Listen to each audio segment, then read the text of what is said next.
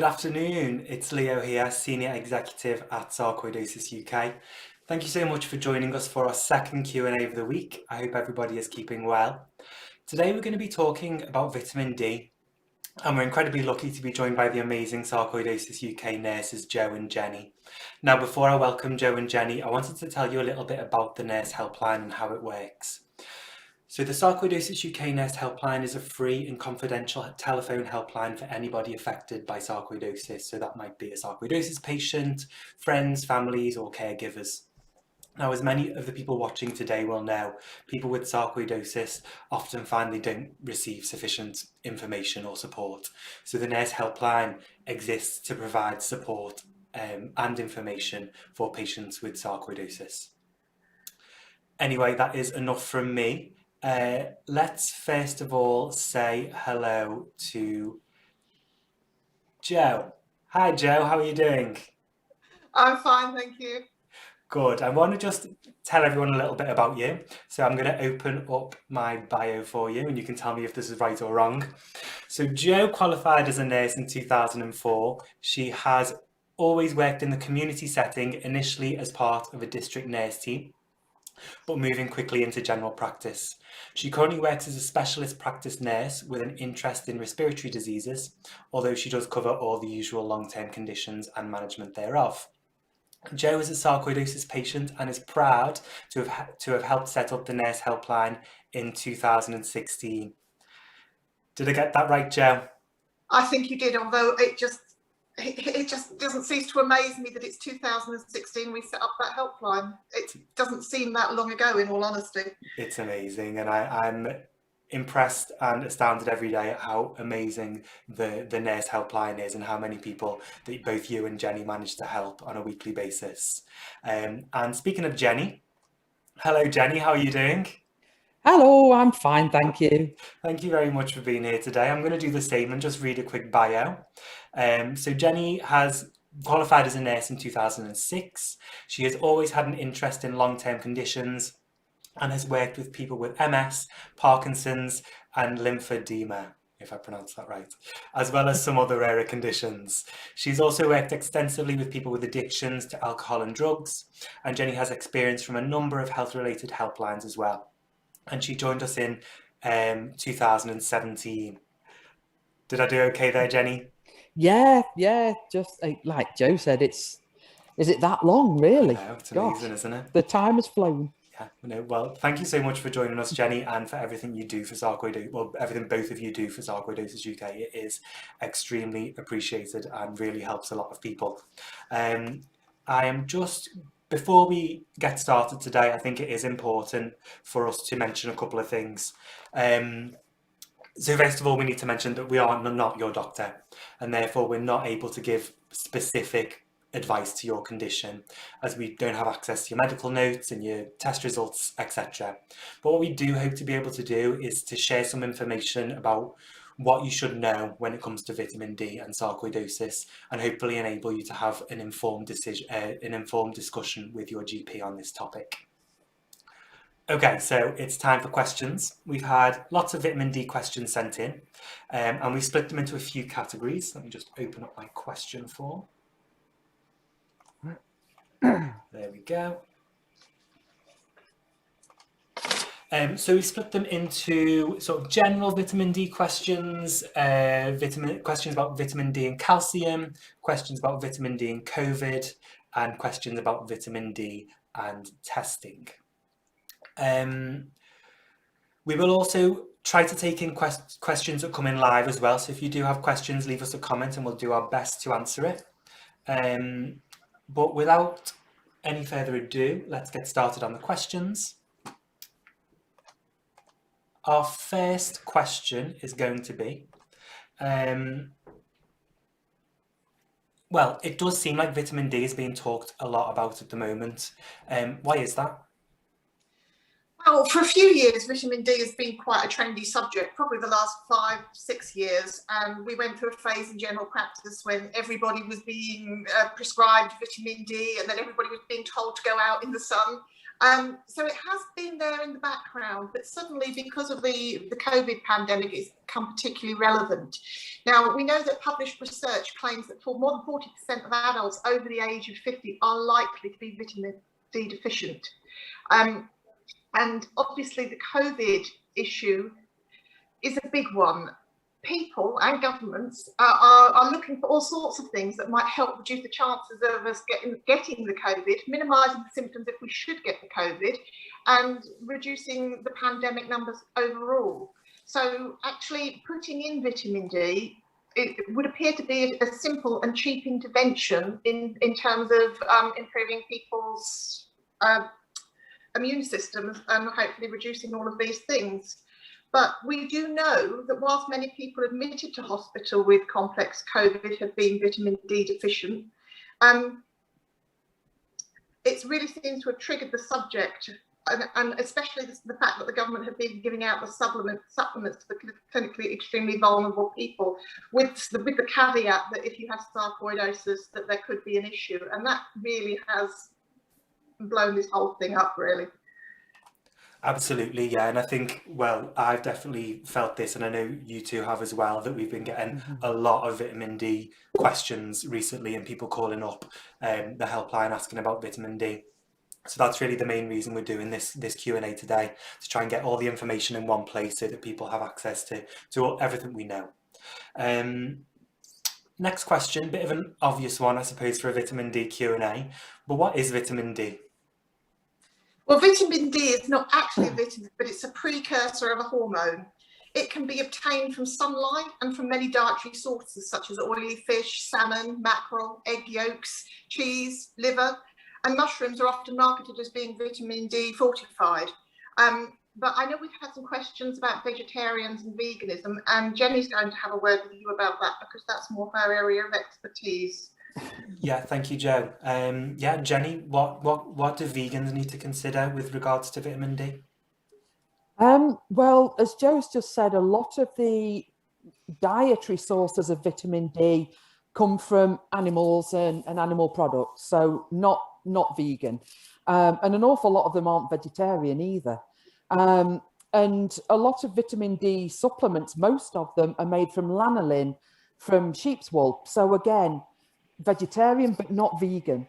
There are some that are made from plant sources. I think they make it from lichen, but they're a bit more unusual. So the issue for vegans is that they're unlikely to be able to get as much vitamin D as the general population does from dietary sources. And if they've got the other things that, Joe was describing, if they're older or darker skinned, don't go out in the sun much, then they're maybe not going to get it from the sunlight either. And actually the sunshine is the main source for vitamin D. So for vegans, your doctor may well say, take a supplement. And if that's the case, it's important to talk to them about what they want you to take. The Vegan Society has a dietitian, so you can check with them whether the supplement is suitable for vegans or if they can recommend an alternative. The Vegan Society markets their own supplement. It's got other stuff in it, so you would always need to check with your doctor to make sure it's suitable for you. And depending on your clinical situation, there may not be an ideal solution. So again, you would need to talk to your doctor about what the best way forward would be. Thank you very much, Jenny. I think, yeah, so there are options for vegans, but as always, it needs to be a discussion that takes place with a doctor. So there's a link between calcium and vitamin D. What is the link? Well, the systemic effect of vitamin D in its active form, which is the D125, alongside the parathyroid hormone, regulates the serum calcium in the body and maintains it within a very narrow therapeutic range. Jenny, do you want to take on with that one? Yeah, the vitamin, it's really, really complicated. I cannot stress enough that this is complicated. With apologies to any doctors or biochemists that are listening, vitamin D it exists in your body in lots of different forms. So it starts off in your skin with a precursor. The sunlight converts that to an inactive form. That then is converted. If your parathyroid gland, which is just here somewhere in your neck, at the back of your thyroid, if your parathyroid gland detects that your calcium levels aren't quite right, then it releases parathyroid hormone, and that gets your body converting the inactive vitamin D to the active form, which it does first in your liver and then in your kidneys. So it's like I say, it's really, really complicated. Once you've got the active form of vitamin D, the 1-dihydroxy vitamin D3, as it's known, it goes off. That goes off to your gut, to your small intestines, and that stimulates the absorption of calcium. But it does it constantly. So your parathyroid glands are constantly checking that level of calcium. It's really tightly controlled in your body. If it's not tightly controlled, things can go wrong. So it's, in practice, this process is happening all the time. You're not aware of it, but your body's doing it all the time. But like I say, it's very, very complicated. Thank you, Jenny. Yeah, I think you're right. It's very complicated, isn't it? But I think you explained it very clearly as it can be possibly made. So thank you very much. That's the very, very simplified version. Wow. Yeah. Oh dear. So specifically for sarcoidosis patients, what is the issue with vitamin D and sarcoidosis?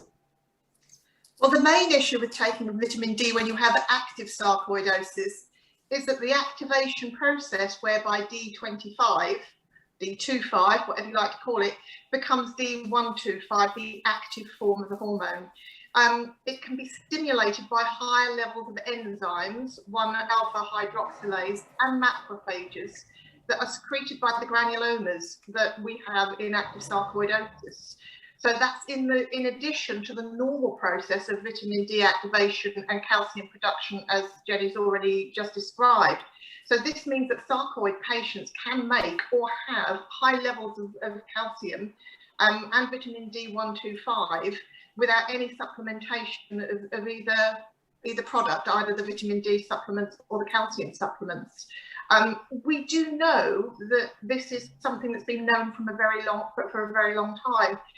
Sharma, who quoted a text from the 1970s, which I found quite interesting, claimed that at least 11% of people with sarcoidosis have hypercalcemia as a result of this process, and look at the possibility of more people being at risk of developing it. Hypercalcium, I can't even say this, hypercalciuria, P, or rather calcium in your P, is thought to be more common and affect a much higher level of people. So yes, we know that sarcoidosis can cause this dysregulation of vitamin D, leading to the increase of D125, which affects that narrow range of calcium, which is the big source of problem for sarcoidosis patients. Thank you, Jill. So am I right in thinking that it's not necessarily that all sarcoidosis patients can't have vitamin D? It is a kind of a smaller group within the category of sarcoidosis patients that can't have it. That's correct. Yeah. Jenny and I have looked at several papers. The seminal text quotes 11%, but I've seen as high as 20-25% of people having sort of underlying hypercalcemia. However, that leaves another 70% of people who are not having problems. And of that percentage of people, there may be people out there who would benefit from supplementation. So again, you know, as we like to say, it's something you need to discuss with your consultants and your doctors about what's appropriate for you in your situation. Absolutely. I mean, my next question, I think you've just answered it really, but was going to be, how can a sarcoidosis patient find out if they should or should not take vitamin D? And I think the answer is you need to speak to your doctor. What will the doctor do to kind of work out whether this patient can have vitamin D or not? Well, the standard vitamin D test looks for the inactive form of vitamin D, the vitamin D25. And that's usually for people who don't have sarcoidosis, that's fine. But as we've said, people with sarcoidosis can be particularly good at converting that inactive form to the active form. So the inactive form might look low when actually they've got plenty of the active form. In practice, doing the test for the active form is really quite difficult because it doesn't last long in the blood. It's got a half-life of about 4 hours. So you've got to take the blood, you've got to get it to the lab, you've got to get it tested in a very, very short time frame. It's not that you might struggle to find a lab that can do it, and the labs generally are a bit rushed off the feet at the moment. So getting that done can be a bit more difficult. But if you've got an awful lot of active vitamin D, then there is a higher risk of you developing a high level of calcium in your system. So the other tests that they can do, which is a lot more straightforward, is to look at your blood calcium and the calcium in your urine as well. So the British Medical Journal recommends you get that done before you start taking any vitamin D. And again, once you've started taking it, just to have a look at what's happening with your calcium levels. Absolutely, yeah. Thank you very much, Jenny. So another question kind of following on from that, and I know it's something that I hear quite a lot, is if a patient has, let's say, just found out about the potential issues of vitamin D and sarcoidosis, they've been taking it for a couple of weeks and they've only just found out that this can cause issues, what would you advise they do next? Well, I would suggest they have a chat with their GP about it. Certainly don't stop. It would be a bit short-sighted to just stop, but certainly have a chat to their GP about it. It may be that just adding in some monitoring would be a sensible thing to do. If, however, they've been on it for years with no problems, it's unlikely that they would then go on to have further problems. But that discussion with your medics is always a good thing to have, just for your own peace of mind, reassurance, and knowing that something's appropriate for you in your situation. Okay, thank you, Jo.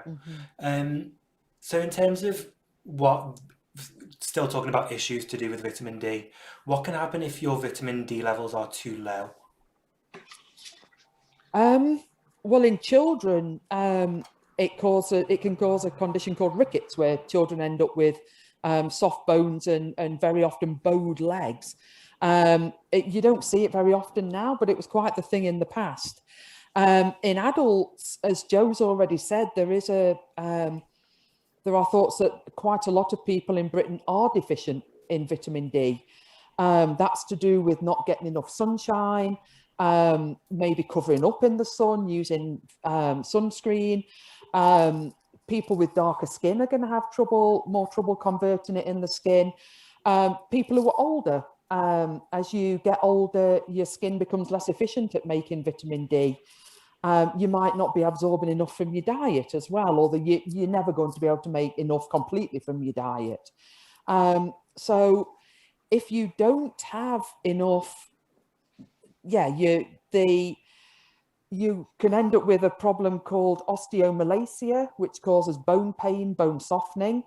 But vitamin D deficiency has been linked to lots of other conditions. Some cancers, autoimmune conditions, type 2 diabetes, heart disease, high blood pressure, some infections, you name it, basically. So it is important to get enough vitamin D. What you don't want is too much. And that's where people with sarcoidosis just need to be careful and have those chats with your doctor. Absolutely, yeah. Thank you very much. Moving on to some more questions that have come in. We've had one from Annette on Facebook. Thank you for submitting a question, Annette.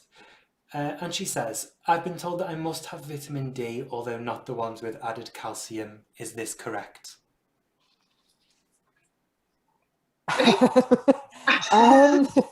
Well, it might be for you. Right. If that's what your doctor has advised you to take, vitamin D, but not calcium and vitamin D, then you may well need to take it. Yeah, some people with sarcoidosis need to take vitamin D. Some will also need to take calcium.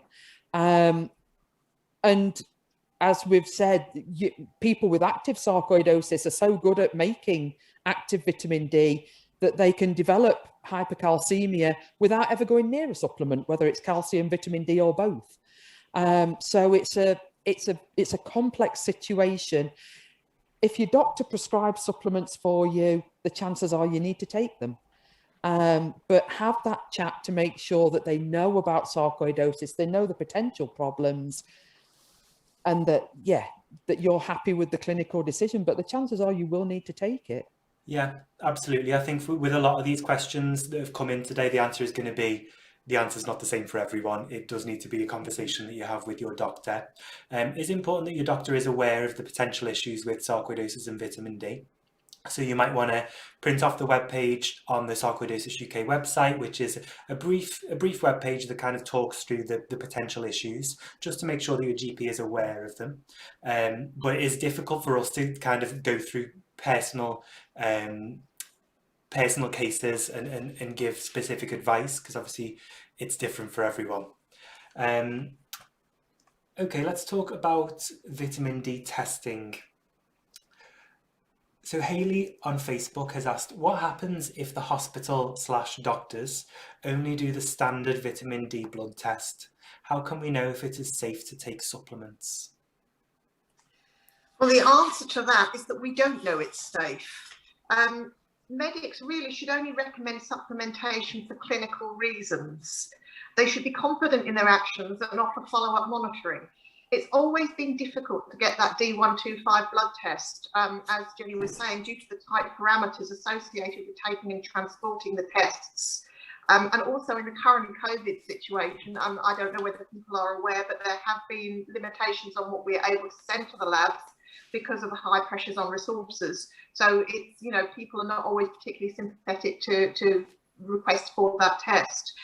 Interestingly, NICE, who produce the guidelines that most GPs and doctors follow, have a huge recommendation thing on vitamin D, and what they talk about is D25 being the test required to ascertain whether supplementation is required or not. And this is the advice that most GPs will be following. Right at the very bottom of about 2 or 3 pages on tests, you find a small footnote which says D125 may be requested in the presence of a disease which may cause a raised D125, such as lymphoma or sarcoid. I'm being a bit cynical, but I suspect most GPs won't get to the bottom of page 3.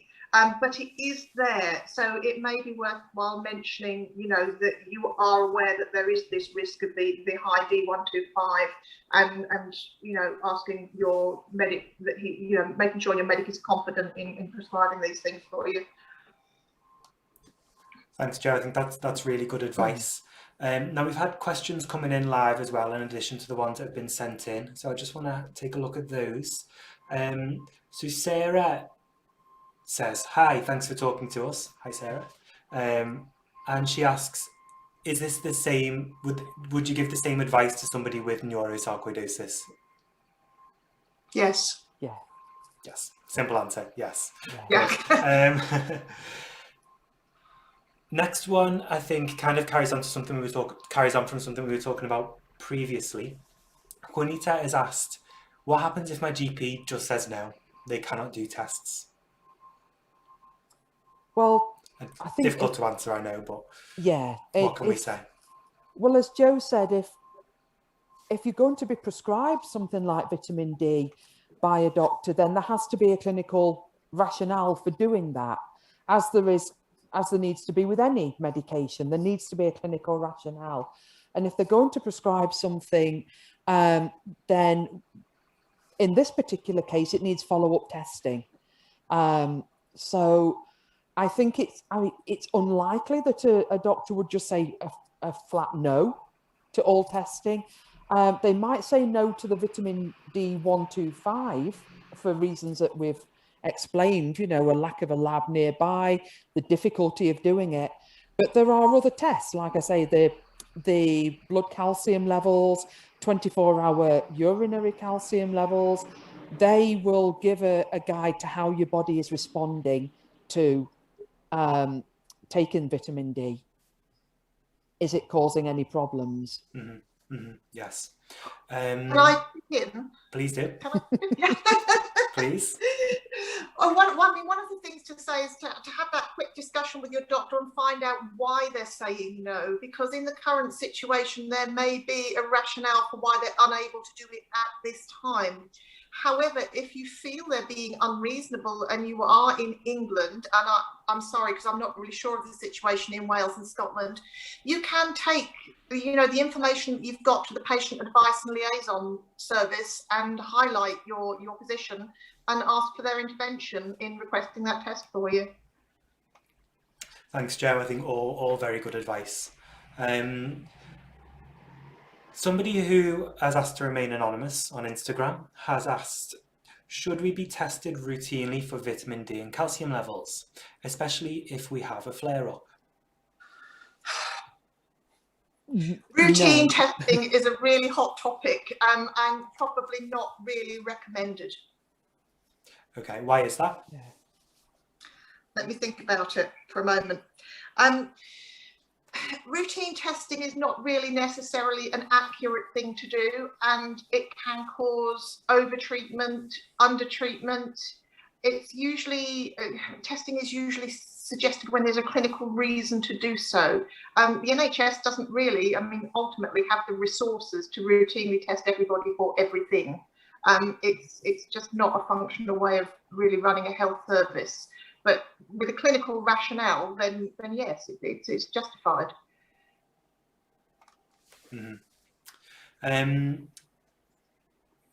Just a few more general questions that have come in on vitamin D. Heidi on Facebook has asked, what do you do when your bones are compromised by long-term prednisolone use and the doctor recommends vitamin D and calcium supplements? We have been told, and the research shows, that these can cause life-threatening problems in sarcoidosis patients. In some sarcoidosis patients, they can cause problems. As Jo said already, the statistics are, they're a bit of a challenge, to be honest, the actual numbers of people who were affected by this, but we might be talking up to 20% of people developing hypercalcemia, so excess calcium in the blood, and maybe up to 40% of people developing hypercalciuria, so excess calcium in the pee. So it's not everybody with sarcoidosis. So I think if your doctor is saying you need to take these supplements, they may well be right. Yes, there's some monitoring that they can do to keep an eye on things and make sure everything's okay, and that you're not developing problems. But some people with sarcoidosis will need to take these supplements for good clinical reasons. If you can't take calcium and vitamin D, there are alternatives, the bisphosphonate drugs, Okay. which I know some people are on. Okay, so there are alternatives. Another question that's come in from Emma on Facebook, and I think this is going to be a speak to your doctor answer. It says, I have been given 800 units to take daily with 3-month blood tests. Is this safe? So I assume she means she will be given a follow-up blood test after 3 months. So I think we can assume that she's had one prior to taking. Does that sound okay? It's a speak to your doctor answer, I'm afraid here. Yeah. I did find some figures on supplementation, but they were all very vague. Now, the NHS state on the NHS website, and bearing in mind this is not for sarcoid patients, this is just for ordinary patients, that 10 micrograms, which is equivalent to 400 international units, should be enough for most people as a supplement. I've seen 800 being quoted as a safe supplement, but I haven't been able to find a reliable source for that. The other, because earlier this morning I was chasing around trying to find sources, was the Royal Brompton Online under the sarcoidosis heading, which says you really should avoid vitamin D, as this vitamin D is produced in excess by sarcoid granulomas. If osteoporosis is present, we can recommend, we can talk about calcium supplements if necessary. So it's such vague guidance. You know, I couldn't say that it's safe or not safe. It's really a clinical decision that you need to have with your doctor.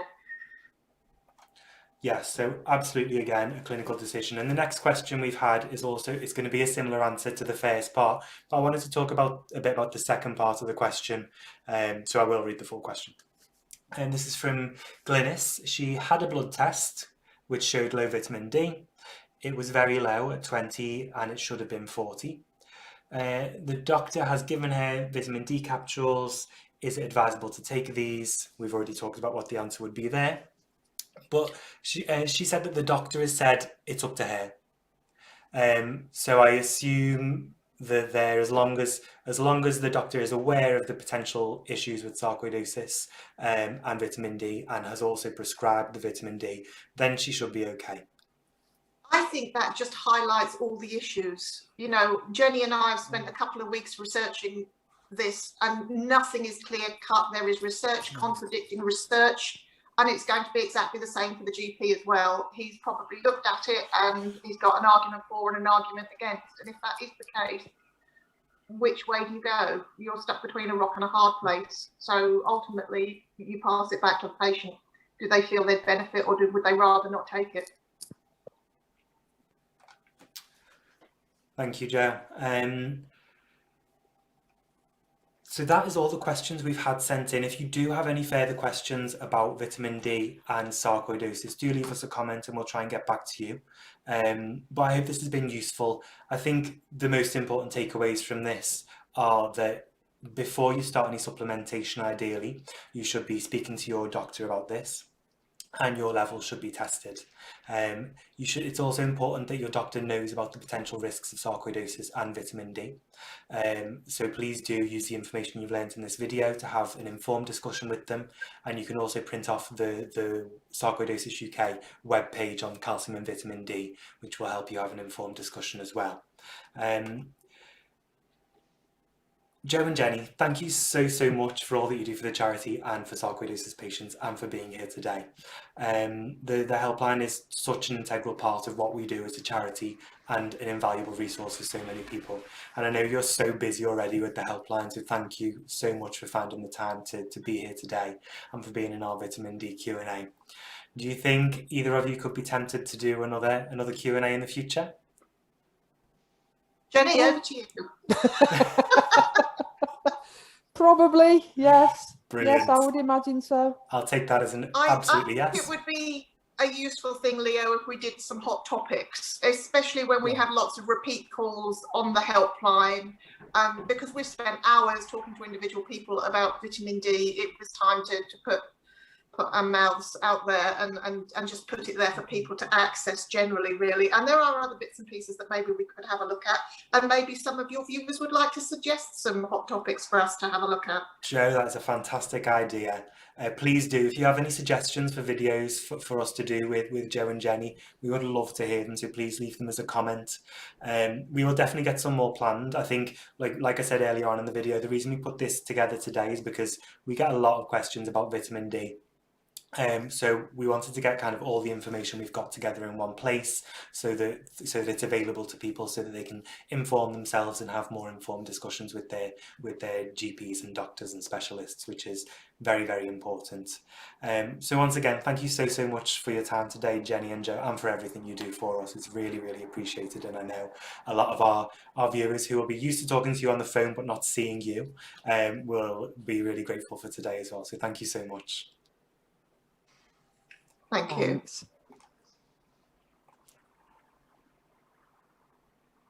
So that is it for our vitamin D Q&A. Thank you so much for joining us. Before I go today, I wanted to just encourage everybody who hasn't already to register for the Royal Brompton Hospital and Sarcoidosis UK Sarcoidosis Patient Day. We are so excited to have partnered with the Royal Brompton Hospital to bring you this event, which will take place on the 1st of April, which is also the first day of Sarcoidosis Awareness Month.